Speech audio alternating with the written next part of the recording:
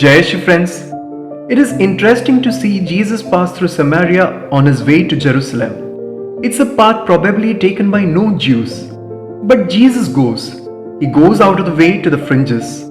As we know, lepers were socially outcast who had to live away from the sight of the common man. And Jesus' approach is way no wonder, as he is the God of compassion whose face is beautifully portrayed in the Lucan narrative. The cry of the lepers is also absorbing, as they don't cry out to be healed but plead for mercy.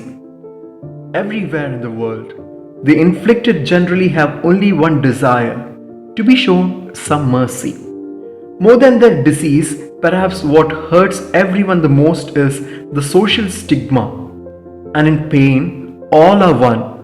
No matter how rich or poor you are, how educated or illiterate, how strong or weak, all cry just for some mercy.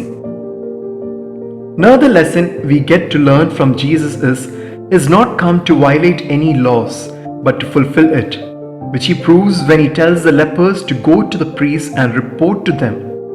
It was also a great legacy of faith Jesus left for succeeding generations. If you obey the law and believe the Lord's word, you will be healed.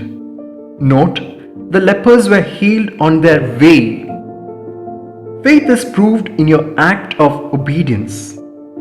Finally, the last lesson of gratitude. We see the most despised and rejected of the men had only come to thank, as he was a Samaritan.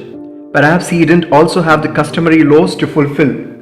It's so true that those who are poured with abundance are perhaps who also take away every blessing for granted. It's here we look at Jesus, whose heart was full of gratitude even while lifting a loaf of bread. And this is the way disciples on the way to Emmaus recognized him. It's said about a rich man who ran several hotels. Once sitting at the cash counter, he observed a monk drinking a cup of tea so gratefully that he left everything behind and followed the monk. Does not Jesus praise the poor widow who offered the 2 copper coins she had and got numbered as the one who gave the most? Yes, we are also called to face life with 2 copper coins. And these 2 copper coins are copper coins of love and thanksgiving.